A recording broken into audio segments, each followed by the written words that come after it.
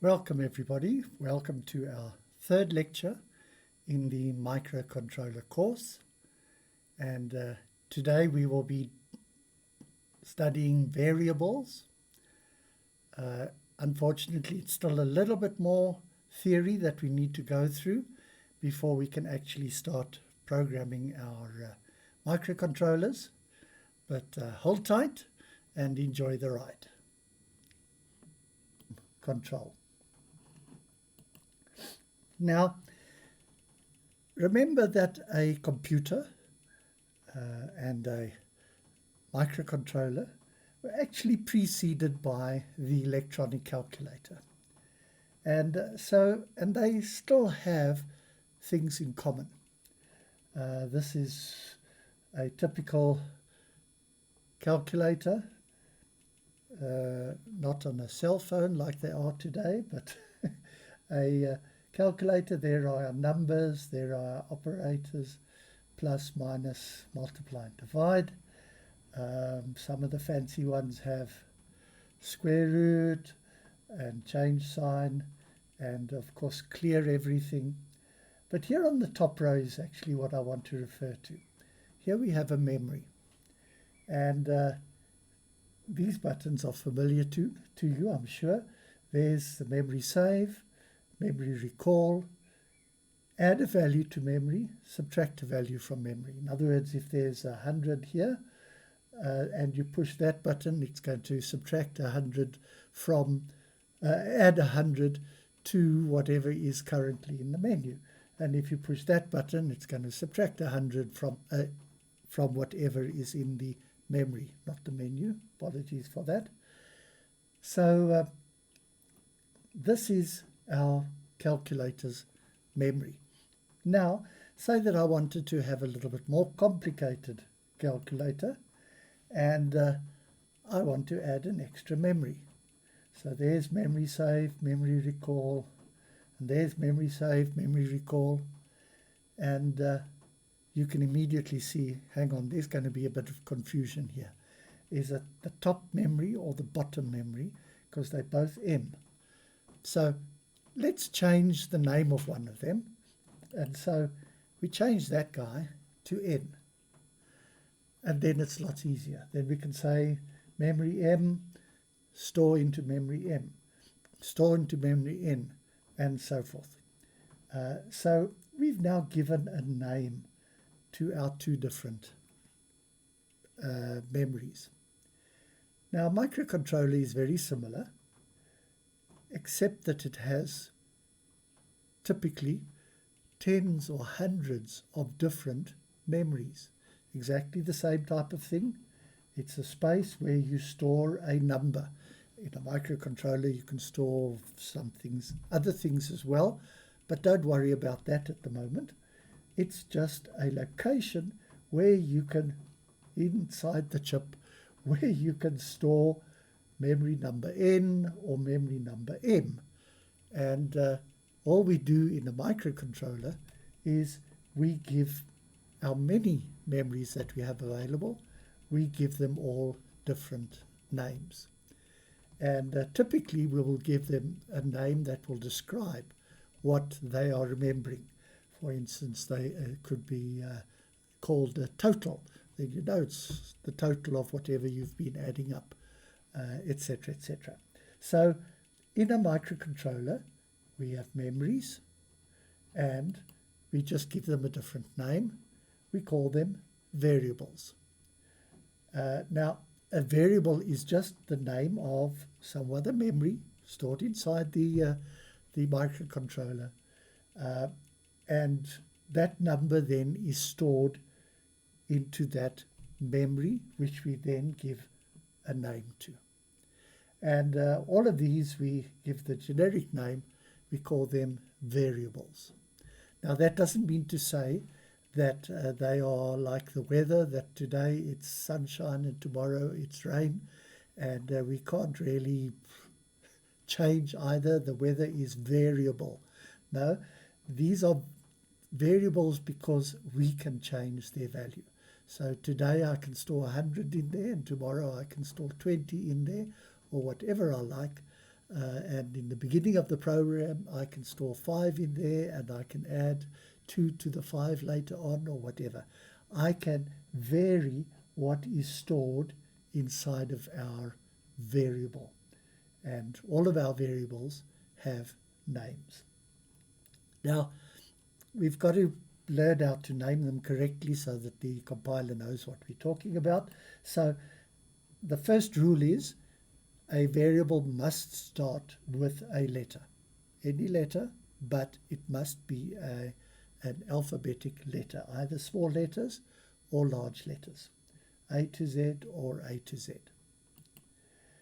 Then the rest of the name can be anything of letter, small case letter, lowercase letter, uppercase letter, or even a number, a digit. So we can have total 1, or total 1 stored, or whatever we want to call it. We can have letters and numbers in the name of the variable. The variable name can be any length. Now this is interesting because you can really have a long descriptive name of that variable, but then of course there's a limited amount of space on your screen, and so if your variable name is extremely long, you're going to be searching past the right of the screen for the end of the name. You know what that. So typically within reason, the name can be any length. Then also something that especially people who are used to Windows and so forth forget about, and that is that the case of the letters is very important. So it can be uppercase or lowercase, and as my son used to say, with letters of laugh letters. So the upper or the lowercase does matter. So that variable called this, and that variable called that, this, and that variable called this, and that variable called this, are all different variables.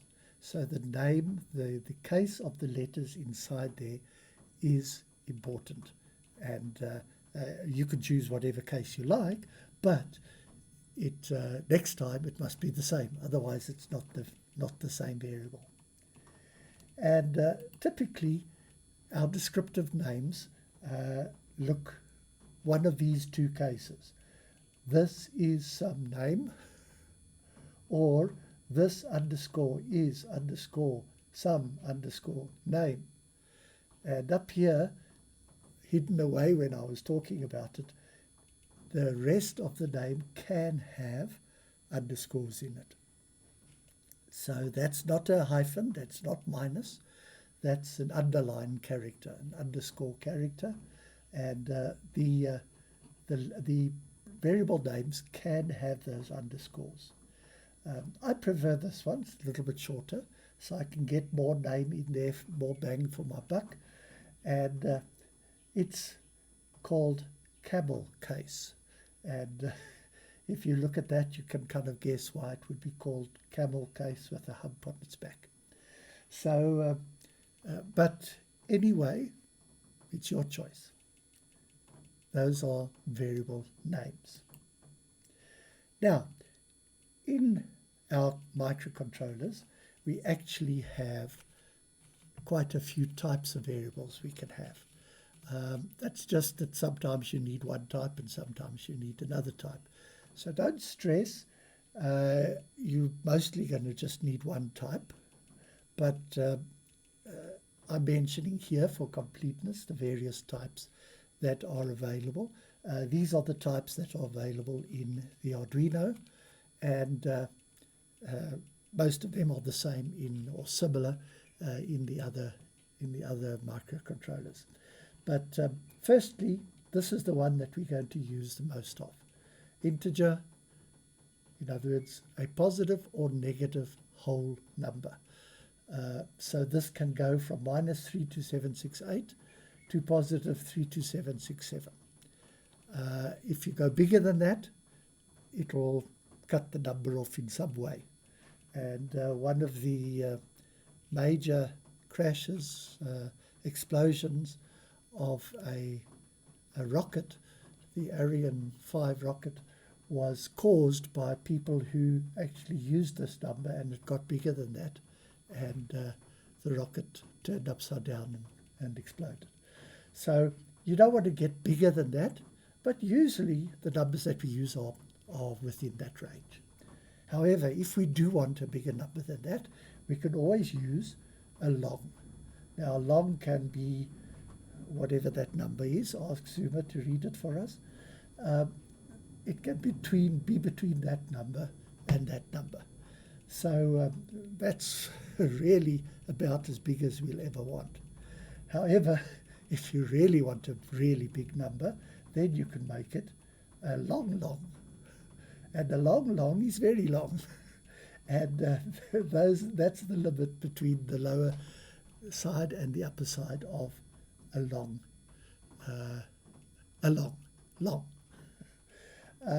And then, of course, if we really want a short number, a very small number, we can use the type called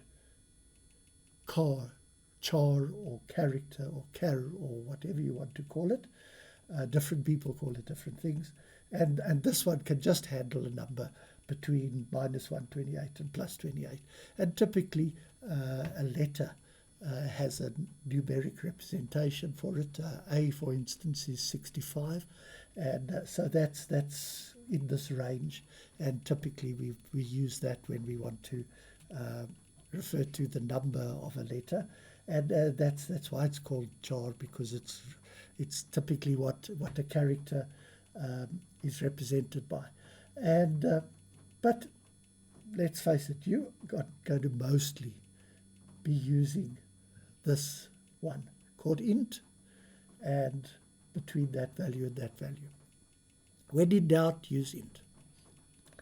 And then there are a couple of other ones which are very seldom used, but I mention them for the sake of completeness. There's an unsigned character, unsigned char. If 128 plus 128 is too small for you, okay, fine. Then go from 0 to 256. And we call it just unsigned char. Then we also have unsigned int from 0 to 65536. It's double the size of that. And so if you need that, you can use it. Unsigned long, between 0 and that. And unsigned long is between 0 and that. I would like to see Zuma read that one. So those are the types of numeric numeric variables that we're going to be using. And as I say, int. When in doubt, you're going to use int. Then there are some other types that we can also use a memory location to store, and they're handy for sometimes.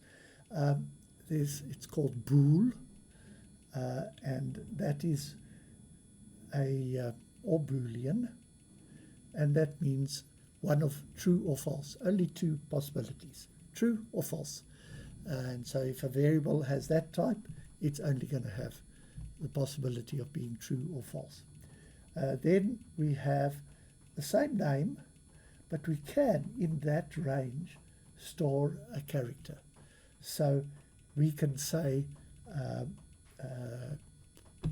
variable t is equal to 1, a number, or we can say variable t is equal to a, if we have defined it as being a char. Then also you'll notice here, of course, all of these are whole numbers, and sometimes we need to have decimal numbers as well, or numbers after the decimal point, and so that's called a float. It's called a float because that decimal point can be after the first character, after the second character, after the third character, etc. And so the decimal number, the decimal point, can be anywhere in that number, and so they called it a float because the decimal number can float anywhere inside that number. It doesn't do that arbitrarily, but if I want 100.1, then the decimal point is 2 after the first one, and if I want 0.001, then the decimal point is right at the beginning and gives you that size. So that's a float. And then we can have a string. So if I want to say hello BrightSparks, then I can have a string which then is all of those characters in a line, and you can print it and so forth. Then we can also have an array, and this is somewhat complex at this stage, but it's plain and simple, a whole list of whatever these are. So I can have a whole list of integers, and that list of integers could be the ages of my BrightSparks members. And so I'll have a list of, Ronnie's 32 and Andy's 46 and so forth. Or we can have a list of strings with the names Andy and Johan and so forth. So that's what an array is. It's these variables, but a whole lot of them strung after each other. And then we can also have something called a short, which in Arduino language is exactly the same as an integer, so don't worry. Then we can have a double in some languages, in our ESP32s and so forth. We can have a double, which in Arduino language is exactly the same as float. So if you see that, they're just referring to that. You do use that in very accurate calculations, but the Arduino can't do accurate calculations, And then there's also a variable called a byte, which is an unsigned char. In other words, I could replace that unsigned char, I could replace with byte. And Boolean is the same as bool. So those are all of our variables. There are a couple more, but don't worry about them. And those are the types. Once more, I repeat again, when in doubt, you're going to be using integer.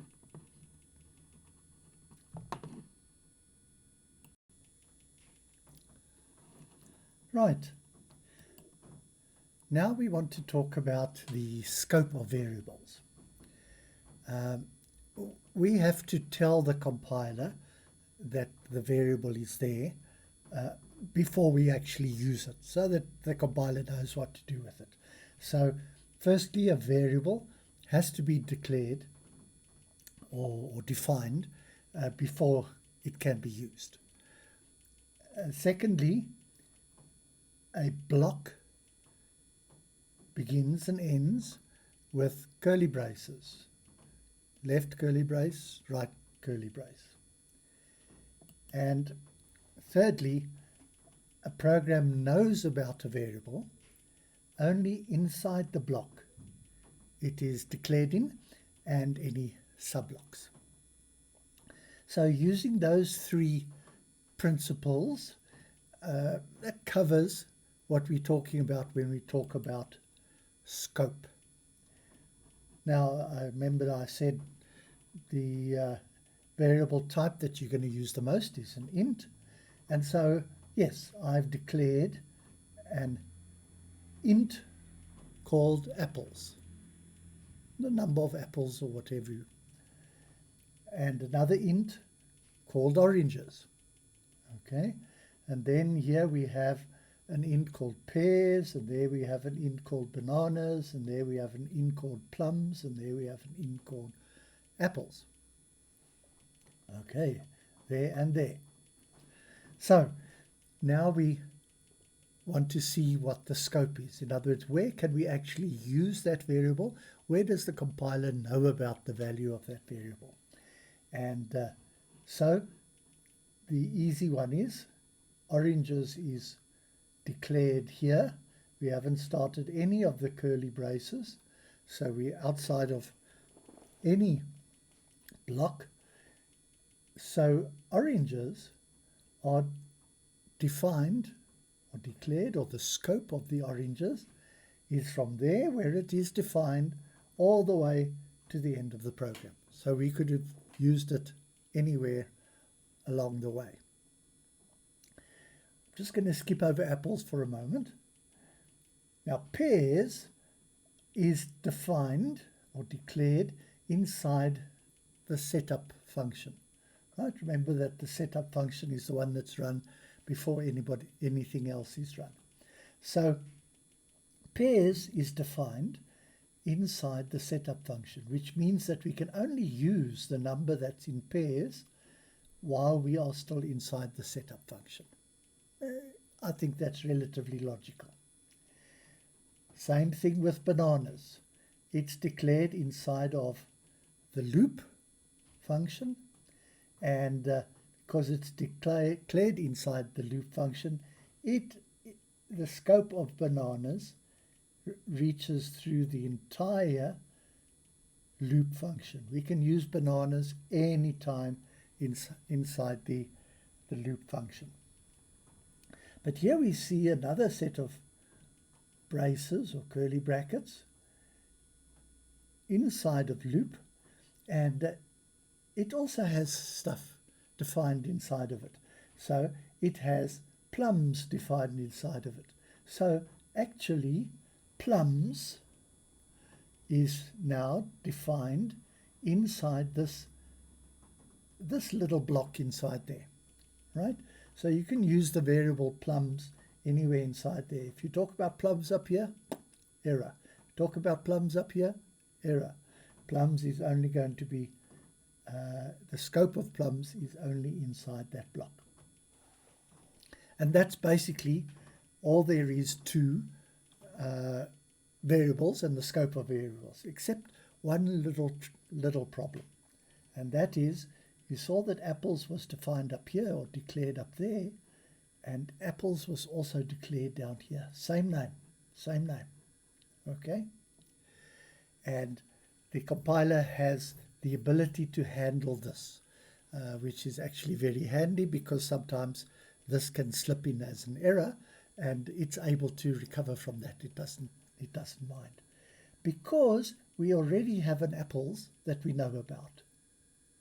When the compiler comes down to this apples, it says, oops, I already know about apples, so this must be a different apples. And so this apples has a scope just inside that block. So this apples you could use here, and whatever the value of that apples is, you don't know about it.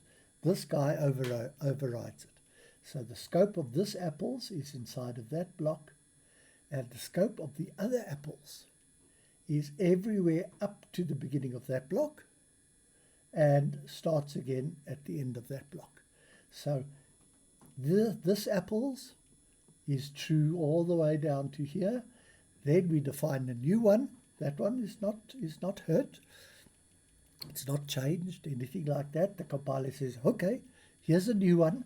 I'm going to work with this one now. And so that apples is defined inside there. And then after we've closed that block, we are welcome to use that apples again. Okay? It sounds a little bit complex, but don't worry, you're not going to be needing much of this, especially this redefinition of apples. You probably hardly ever come across it, but for the sake of completeness, I show it to you at this stage. Okay, now we just need to know how we must write numbers down when these numbers are not variables. And of course, the opposite of a variable is a constant. So we can give names, just like we give names to variables. We can give names to constants, to something that is not going to change. That's a value, and that's it. And so the easy one is most numbers that we work with are in decimal. Base 10 10 fingers, 10 toes, we count in tens. So that's normal, and you just write the number down like you used to writing it. But a computer sometimes works with binary numbers. In other words, it's based on base 2, which means that they're the only two possibilities, whereas this has all the possibilities from 0 to 9. That place has all the possibilities from 0 to 9. That one has all the possibilities from 0 to 9. And that's how we make up the decimal number. So this has two possibilities, a 0 or a 1. A 0 or a 1. A 0 or a 1. And that's a binary number. When we bump into that, we'll talk a little bit more about that. But for starters, if we want to write a binary number down, we begin it with a 0, that's a 0, not an O, 0B, to say the rest of this is in binary. Then if you are a computer programmer and you've bumped into something called octal, octal happens to be something base 8, and so all the possibilities of each of these places is from 0 to 7. You can't have anything more than 7. So if you want to talk about an octal number, you start it just with the 0. But don't worry about that. That's also just for completeness. Hexadecimal, base 16. This number is a number base 16. If you don't know what I'm talking about, you can ignore it. But to write a hexadecimal number, we started off with 0x instead of 0b for binary, 0x. And then if we happen to be using a variable that is unsigned, remember the variables that are only positive numbers from 0 to 256 or from 0 to 65536 or whatever, an unsigned variable, if we want to have an unsigned constant, we just add a u at the end, and that says that this is actually can be stored inside an unsigned variable. And then also, if we want to talk about a long variable or long constant, long number, we just put L at the end.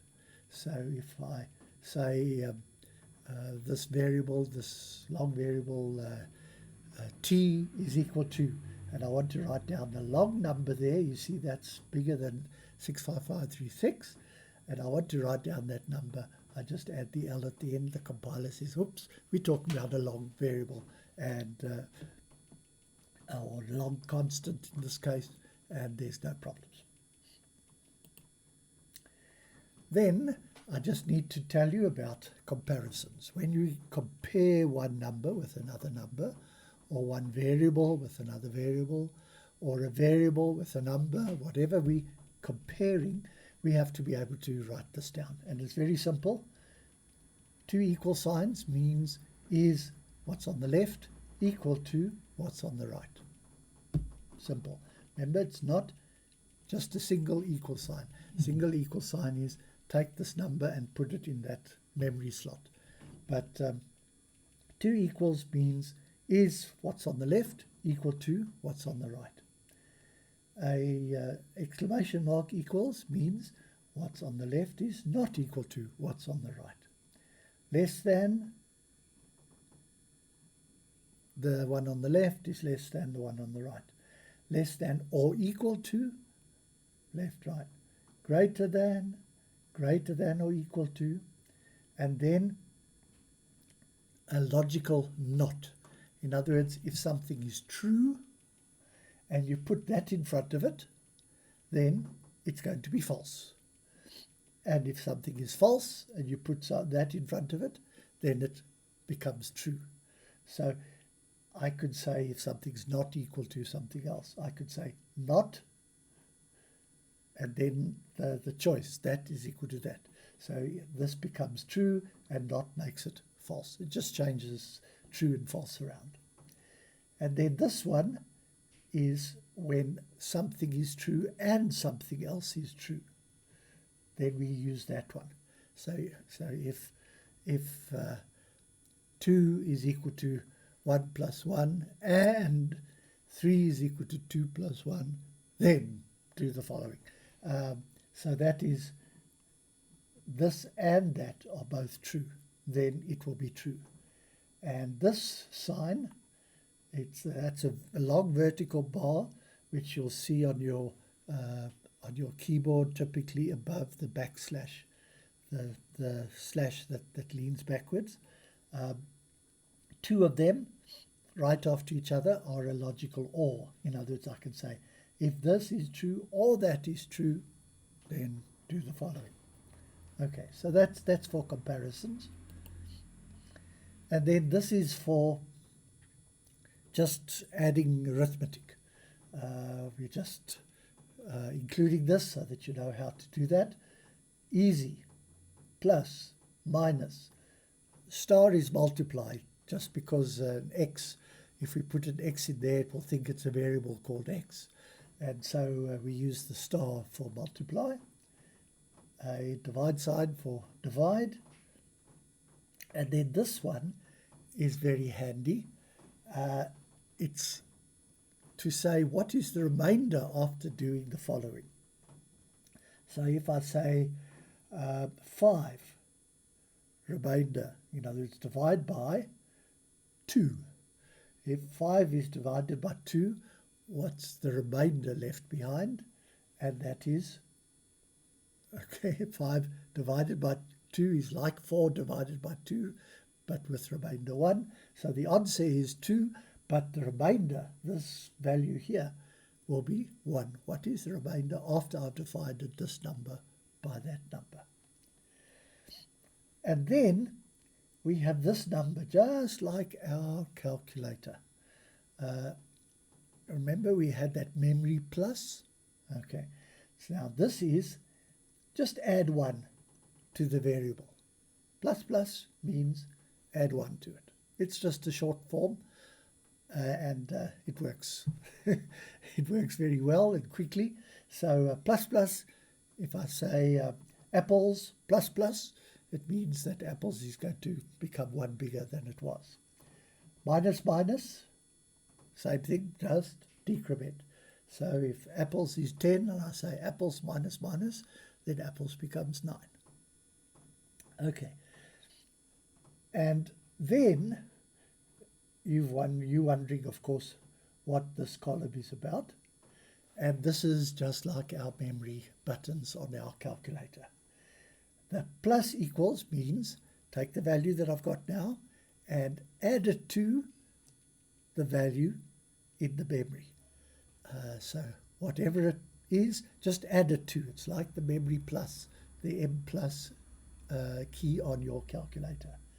There's your M minus key on the calculator. There's your multiply key. Now, it's not the same. The calculator doesn't have this, but it'll do just like this over here. If my memory has 5 in it, and I say, and we call it apples, then we say apples times equals 2. That will mean take what apples is now, 5, times it by 2, 10, and that's going to be the new value of apples. So that's multiply the memory by whatever number you have there, divide the memory by whatever, or the variable by whatever you have there, find the remainder of what's in the variable and the number that you are now dividing by, and so forth. Those are just shortcuts. Once more, you're not going to need them. You don't have to have them, but it's handy to know about them if you bump into them. Then on this side, we have the logical type of stuff. Don't worry much about it, but this is the sign for taking one binary number and ANDing it to another binary number. Taking a binary number and ORing it with another binary number. And we're going to go into this more detail later when we need it, but just you'll be able to refer back to this and see what the various things mean. This means exclusive OR, which not everybody knows about, ignore it for now. This is that we're going to shift all the numbers in a binary number one step to the left. This is we're going to shift them all one step to the right. And this is we're going to change all the numbers in a binary number, change all the zeros to 1 and change all ones to 0. And that then concludes this lecture on variables and adding them and putting them together and comparing them, etc. See you in the next one.